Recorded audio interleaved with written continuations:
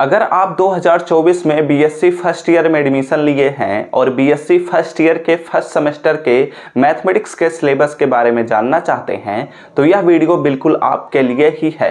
Hello प्यारे बच्चों, मैं हूं आपका भैया ऋषभ सिंह और आप सभी का आपके अपने यूट्यूब परिवार ऋषि यस क्लासेस पर स्वागत करता हूं। और आज के इस वीडियो में हम बात करने वाले हैं according to new education policy 2024 में बीएससी फर्स्ट सेमेस्टर के मैथमेटिक्स का क्या सिलेबस है, इसके अंतर्गत हमें कितने पेपर पढ़ने रहेंगे, साथ ही साथ हम यह भी बात करेंगे कि हर एक पेपर के अंतर्गत कितने यूनिट्स हैं और हर एक यूनिट के अंतर्गत कौन कौन से टॉपिक्स हमें पढ़ने रहेंगे। तो चलिए अपने इस वीडियो की शुरुआत करते हैं। लेकिन अगर आप सभी इस चैनल पर पहली बार आए होंगे और अपने तैयारी को स्टार्टिंग से बेहतर बनाना चाहते हैं तो जरूर सब्सक्राइब करने के साथ बेल आइकन को ऑल पर सेलेक्ट कर लीजिएगा।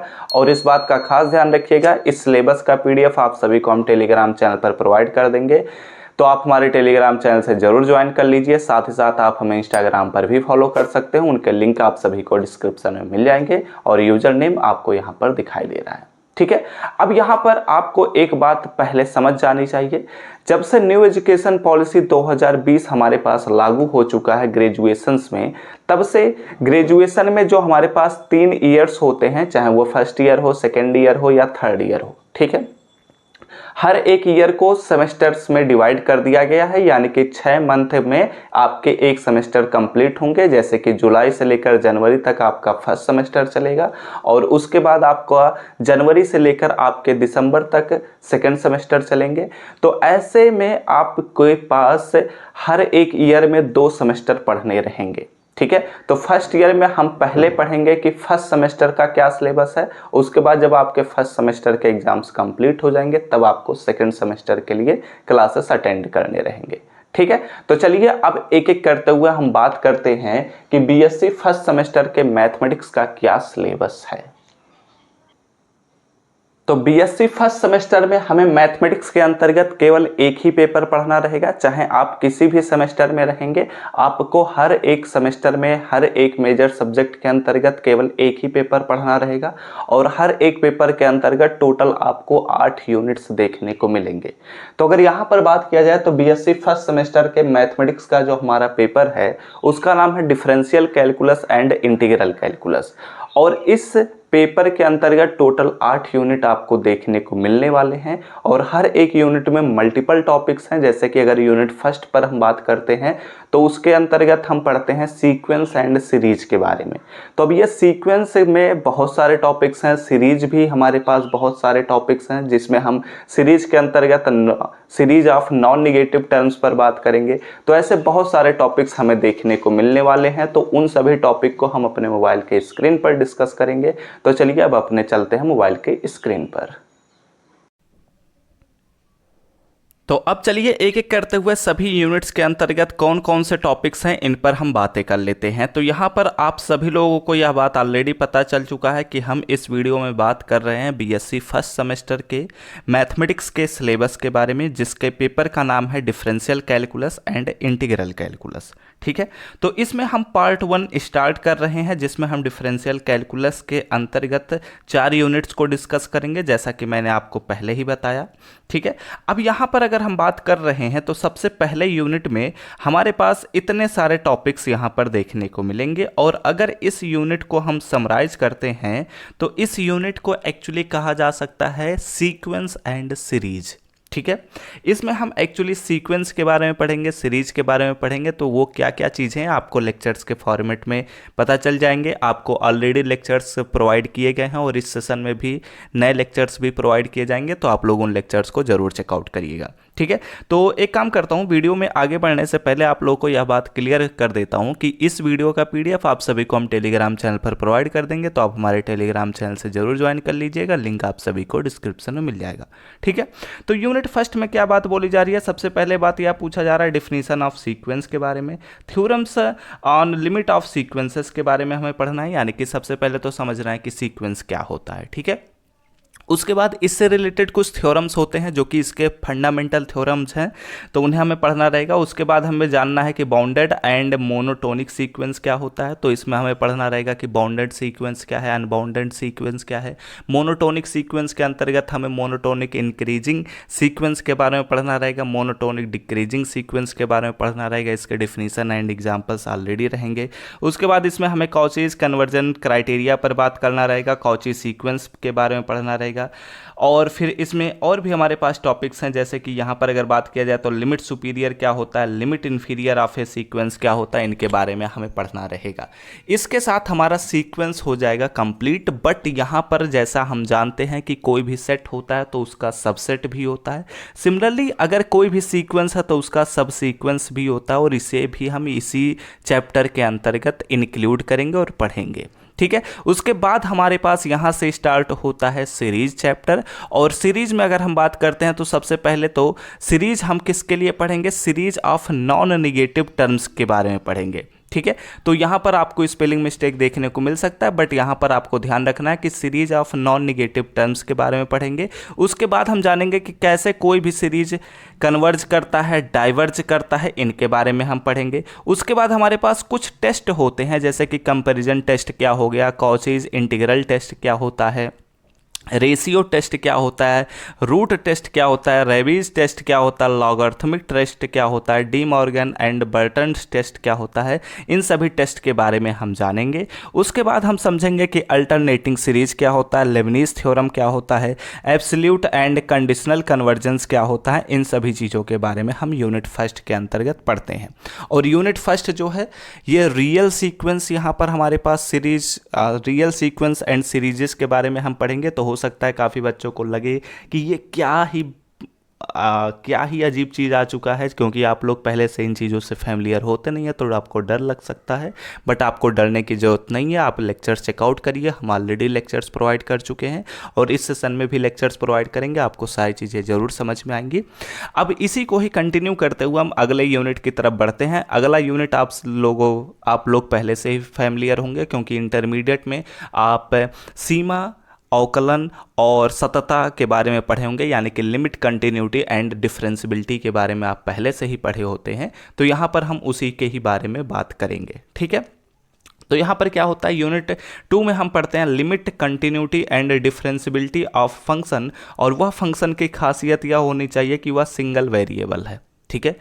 सिंगल वेरिएबल, डुअल वेरिएबल, ये दोनों होते हैं। ओके। तो फिलहाल यहाँ पर हम सिंगल वेरिएबल के लिए बात करेंगे। उसके बाद हम बात करेंगे कि Cauchy's and Heine's definition of continuity क्या है, फिर equivalence of definition of Cauchy's and Heine के बारे में हम पढ़ेंगे। उसके बाद हम पढ़ेंगे कि यूनिफॉर्म कंटिन्यूटी क्या होता है, बोरेल्स थ्योरम क्या है, बाउंडेडनेस थ्योरम क्या है, बोल्जानोस थ्योरम क्या है, इंटरमीडिएट वैल्यूज थ्योरम क्या होता है, यह भी हम जानेंगे।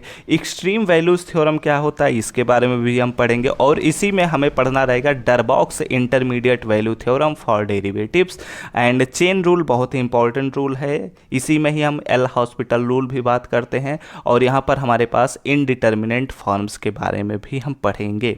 तो यूनिट 2 में इतने सारे टॉपिक्स हैं, बहुत ही इंटरेस्टिंग टॉपिक्स हैं। हर एक टॉपिक को जस्ट पढ़ते चलेंगे, एग्जाम्पल्स सॉल्व करते चलेंगे। और यह यूनिट 2 हमारे पास प्योर मैथमेटिक्स नहीं है, यह यूनिट 2 जो है यह एक अप्लाइड मैथमेटिक्स है, इसमें हम सारी चीज़ों को मैथमेटिकली ही बात करेंगे। ठीक है।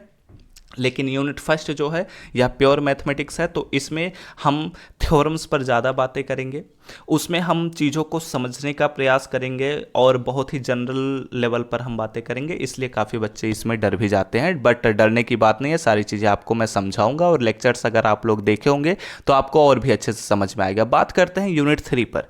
तो एक्चुअली यूनिट 3 जो है वह यूनिट 2 का ही एक फर्दर यूनिट है, तो इसलिए यहाँ पर हम उसी चीज़ को ही कंटिन्यू करते हुए यहाँ पर हम कुछ और थ्योरम्स पर बात करेंगे, जिसमें एक थ्योरम आता है रोले थ्योरम, बहुत बार पूछा जाता है, एग्जाम में क्वेश्चंस पूछे जाते हैं। लैग्रांजेस थ्योरम क्या होता है, कॉचीज मीन वैल्यू थ्योरम क्या होता है, इन सभी चीज़ों से क्वेश्चन अक्सर पूछे जाते हैं न्यूमेरिकल के साथ। फिर उसके बाद हम पढ़ेंगे कि mean value theorem for higher order क्या होता है, टेलर्स थ्योरम क्या है, और इस टेलर्स थ्योरम में हम बात करेंगे Taylor's theorem with various form of reminders से रिलेटेड। फिर उसके बाद हमारे पास एक नया चैप्टर ही स्टार्ट होता है, ये एक्चुअली यूनिट 3 यहाँ पर हमारे पास हो जाता है क्लोज लेकिन यूनिट 3 में मल्टीपल चैप्टर्स हैं। कहने का क्या मतलब है कि यहाँ पर एक चैप्टर हमारा कंप्लीट हो गया, लेकिन यहाँ पर हमारे पास सक्सेसिव डिफरेंशिएशन पर जब हम पहुँचेंगे तो यह एक अलग ही चैप्टर है।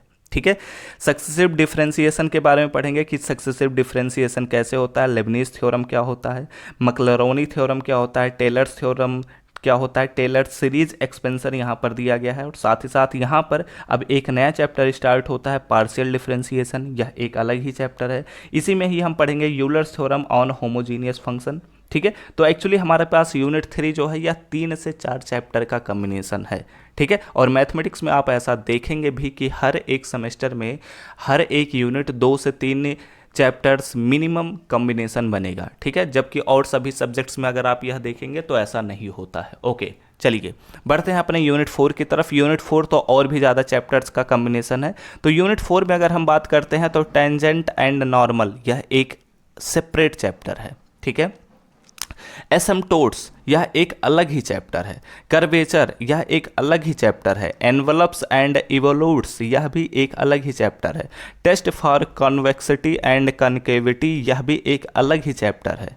ठीक है, तो ये एक्चुअली यहाँ पर यूनिट 4 अगर आप देखेंगे तो इसमें बहुत सारे चैप्टर्स का यह कम्बिनेशन है। यहाँ पर आप देखेंगे ट्रेसिंग ऑफ कर्व्स, यह भी एक अलग ही चैप्टर है।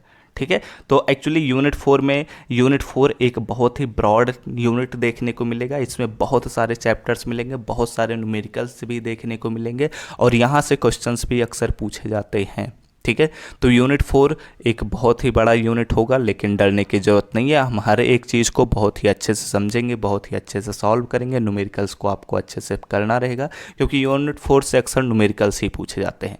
बढ़ते हैं, हमने अपने डिफरेंशियल कैलकुलस के पोर्शन को कंप्लीट कर लिया है, तो अब बढ़ते हैं अपने इंटीग्रल कैलकुलस के पोर्शन पर, यानी कि इस पेपर के पार्ट 2 की तरफ हम बढ़ते हैं। ठीक है, तो पार्ट 2 में अगर हम बात कर रहे हैं तो यहाँ पर हमारे पास यूनिट 5 स्टार्ट होता है। मैंने ऑलरेडी बताया कि आप चाहे किसी भी सेमेस्टर में रहेंगे, हर एक पेपर के अंतर्गत टोटल 8 यूनिट ही देखने को मिलेंगे। तो यहाँ पर हम 5वें यूनिट की तरफ बढ़ चुके हैं। ठीक है, तो इंटीग्रल कैलकुलस में हम सबसे पहले जानेंगे कि लिमिट ऑफ सम क्या होता है।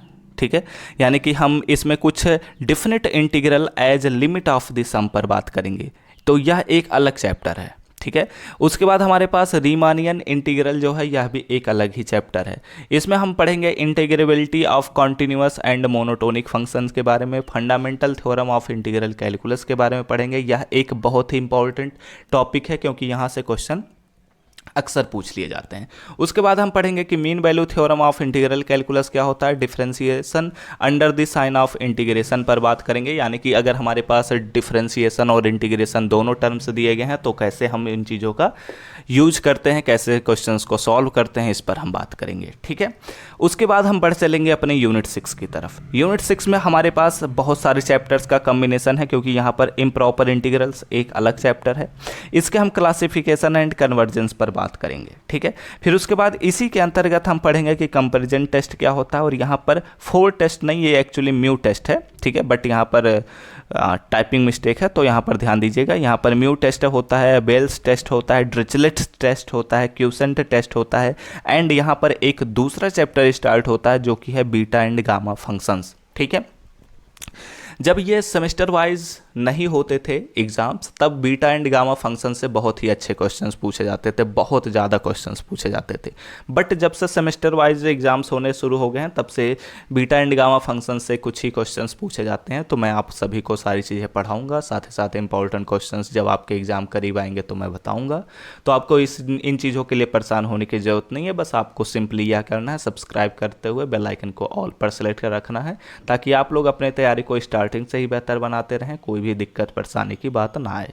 ठीक है, बढ़ते यूनिट 7 में हम पढ़ेंगे कि रेक्टिफिकेशन क्या होता है। सबसे पहले तो यह बात करेंगे। उसके बाद हम पढ़ेंगे कि वॉल्यूम्स क्या होता है and surface of solids of revolution क्या होता है। ठीक है, ये अक्सर यहाँ से क्वेश्चन पूछे जाते हुए नज़र में आ रहे हैं, बट यहाँ से आप लोगों को ऑप्शन में दे दिया जाता है, तो आप चाहें तो छोड़ भी सकते हैं, बट फिलहाल मैं बताता हूँ, आपको सिलेबस अभी बता रहा हूँ। ठीक है, उसके बाद हमारे पास एक थ्योरम भी देखने को मिलता है, मल्टीपल इंटीग्रल्स भी पूछे जाते हैं, फिर change of order of dual integration क्या होता है, डिरिचलेट्स थ्योरम क्या होता है, लवली थ्योरम क्या होता है, इन सभी चीज़ों से क्वेश्चन अक्सर पूछे जाते हैं। ठीक है, तो ये मैं पढ़ाऊंगा, आपको सारी चीज़ें बताऊंगा। अब बढ़ते हैं अपने यूनिट 8 की तरफ।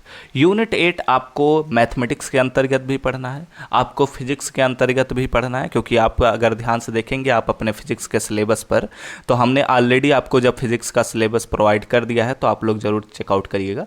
वहाँ पर आपको देखने को मिलेगा कि जो दूसरा चैप्टर है यानी कि वेक्टर कैलकुलस, उसमें और ये यूनिट 8 ये दोनों एक्चुअली सेम ही हैं। तो आप लोग ऐसा भी कह सकते हैं कि यूनिट 8 जो है वो वेक्टर कैलकुलस ही है, क्योंकि यहाँ पर हम पढ़ते हैं कि वेक्टर डिफरेंशिएशन क्या होता है, ग्रेडियंट क्या होता है, डाइवर्जेंस क्या होता है, कर्ल क्या होता है, नॉर्मल ऑन ए सरफेस क्या होता है, डायरेक्शनल डेरिवेटिव क्या है, वेक्टर इंटीग्रेशन क्या है।